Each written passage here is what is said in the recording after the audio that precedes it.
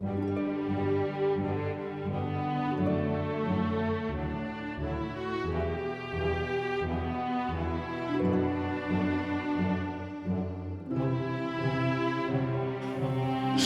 history and prove that what December the 25th is. And it's not, has nothing to do with Jesus.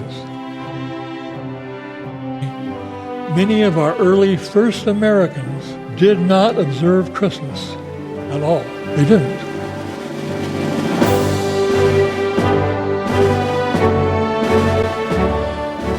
We're going to talk about Christmas. I learned the hard way many years ago when I first learned that Christmas was not biblical. I will talk with some family members and some friends after Christmas is over, and then I'll, if I get a chance, I'll discuss it with them. The ministers, no matter how good they are, or how well they're serving God, or if they're serving God, but if they do nothing else, they should be discussing and properly criticizing wrongdoing. It used to be done. If there was national wrongdoing, clearly, and sometimes it was biblical, they would address it properly. And that's what God wanted people to do.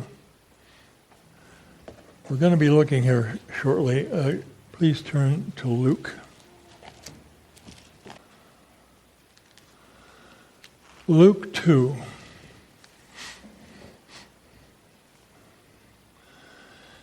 And it came to pass in those days, that a decree went out from Caesar Augustus, the Roman governor, for a census to take place. Everyone to go to their city of their birth. And so that's why Joseph was traveling with a wife ready to give a baby. And then it says here, they were in verse 5 to be registered. They went in to be registered for a census, and with Mary and his betrothed wife who was with child. And during that very time, she delivered her child. Verse 7, and she brought forth her firstborn son and wrapped him in swaddling clothes and laid him in a manger, for there was no room for them in the inn. Well, why was that? Almost any time during the year, there'd be a room somewhere.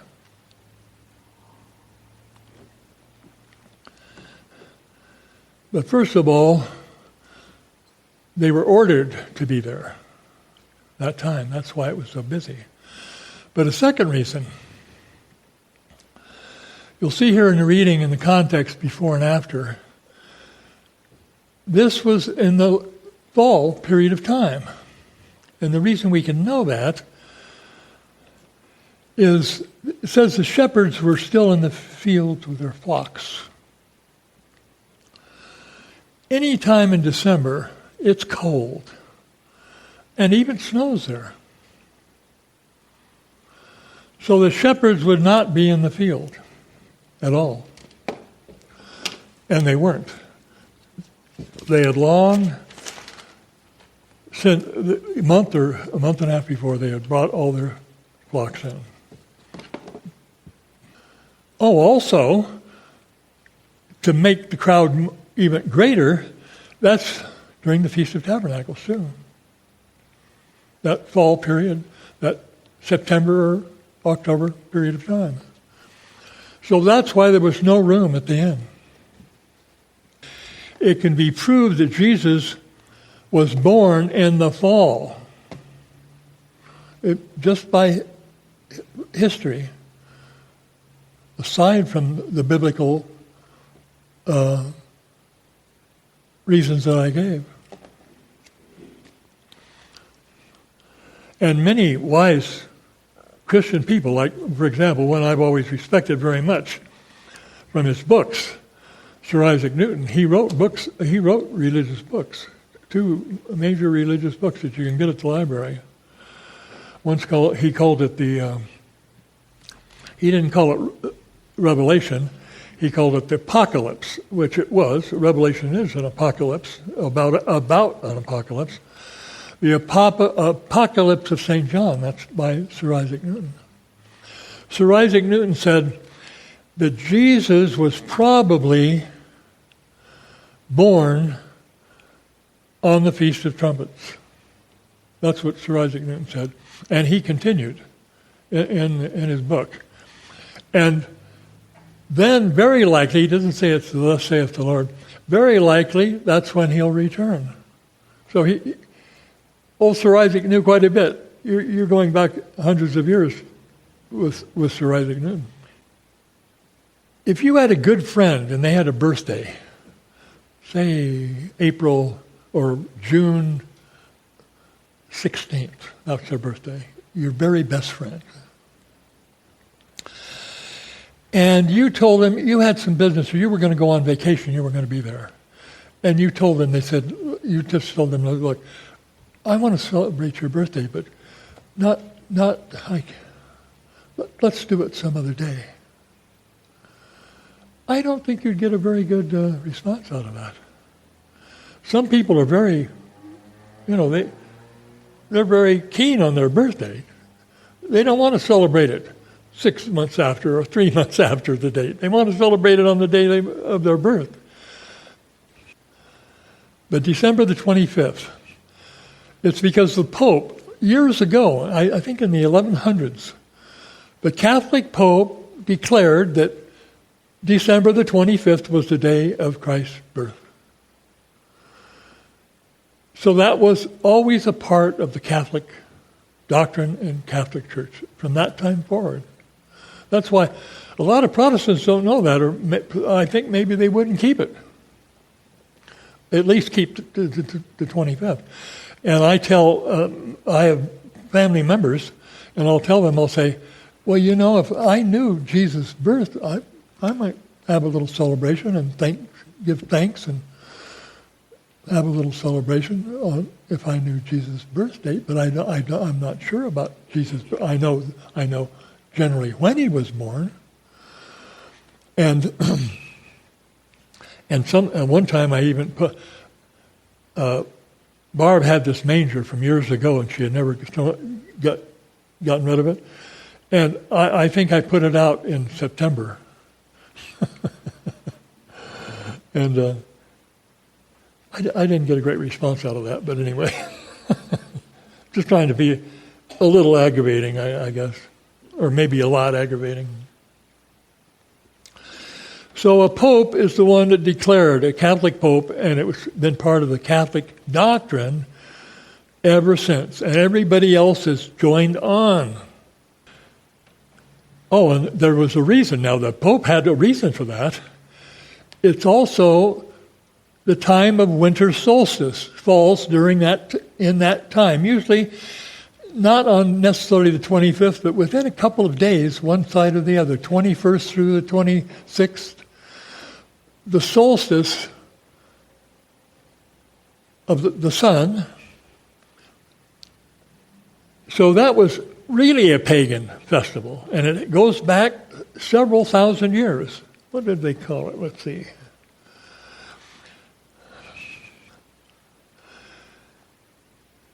Back before before the Christian era, even. December the 25th was a pagan religious festival celebrating the winter solstice. And it continued for a week thereafter of celebration. Well, we just don't have Christmas in America. We have Christmas on the 25th. Well, then next week, all the way to New Year's Day, is still a holiday. It's still part of They don't realize that it was in ancient times by the pagans as well. And all they did was copy that exactly. Copy the time and copy the events that happened. The Romans and the Greeks called it either Saturnalia or Bacchanalia. That was their December the 25th and the following week. So that goes even back before, with the Greeks, it goes back, with Bacchanalia, back before the Christian era. So they copy it exactly. Christians today, Americans today, copy by keeping Christmas the 25th and the continued holiday all the way through to New Year's Day. So that's the winter's the last, in any calendar that you have, winter's the last holiday, or whatever you want to call it.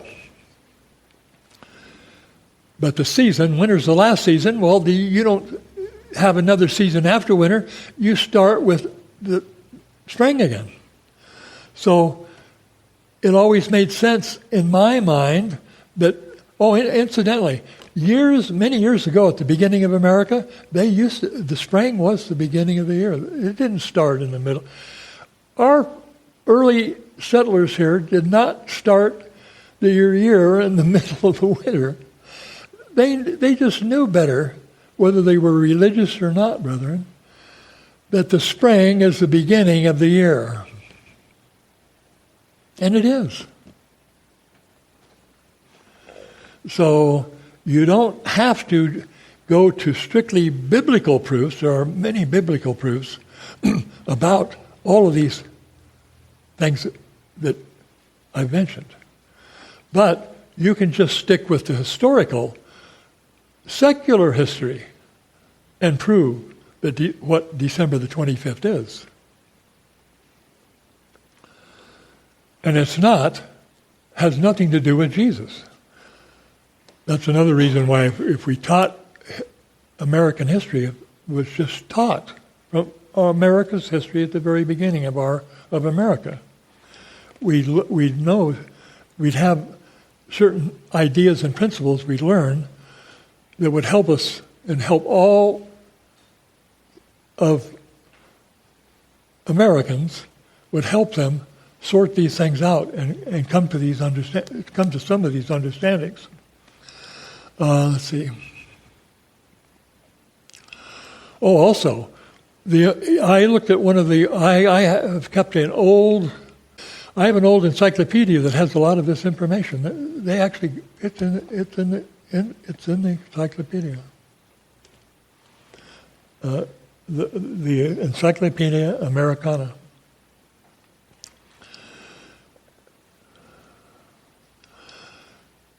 But also, people should understand this.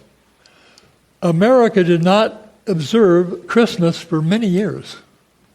And it was not a national holiday until Ulysses Grant, just shortly after the Civil War.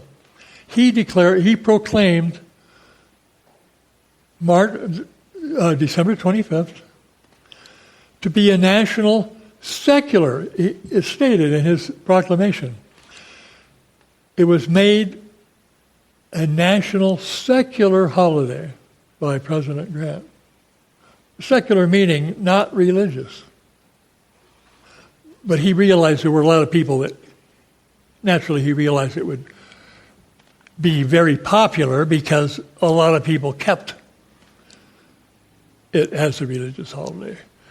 But he specifically, and I always thought that was interesting when I read that history, that his proclamation said that it's a secular holiday, and it truly is a secular holiday.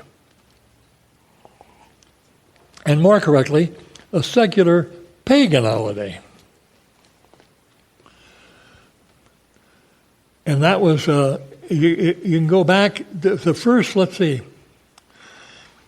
that was 1870.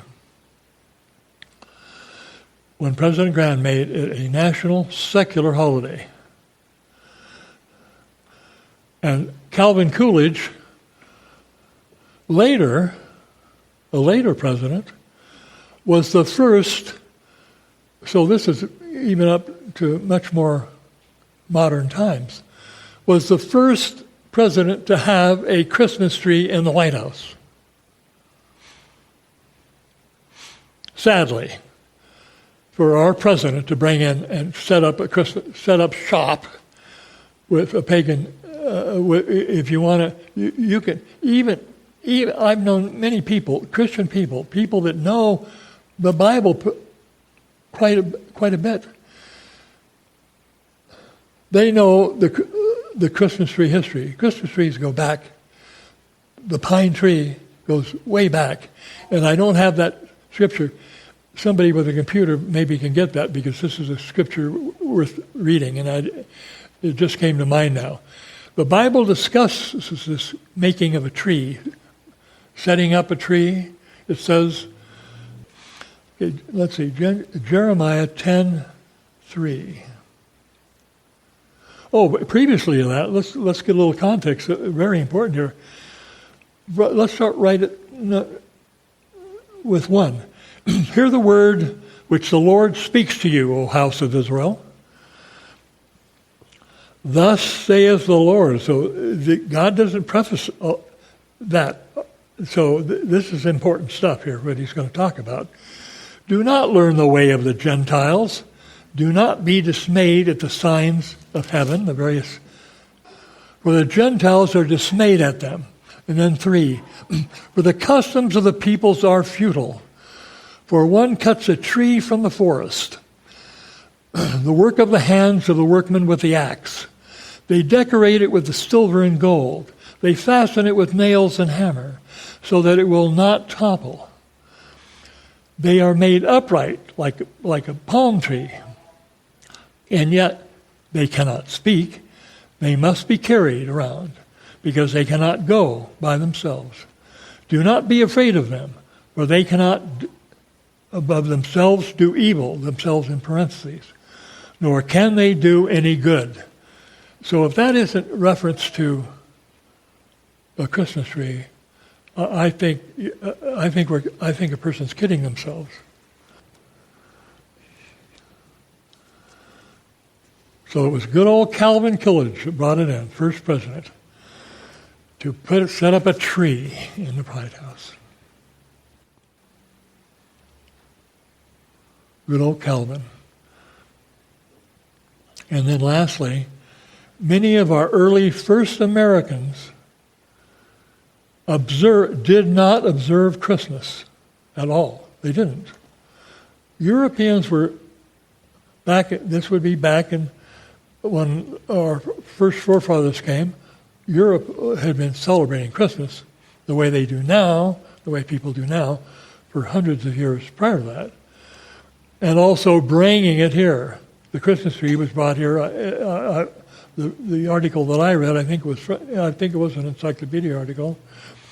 The Germans brought a German or a German believer or teacher brought it here, brought the Christmas tree idea here, and began that in America. Brought it in here, and it got a states. Another one similar.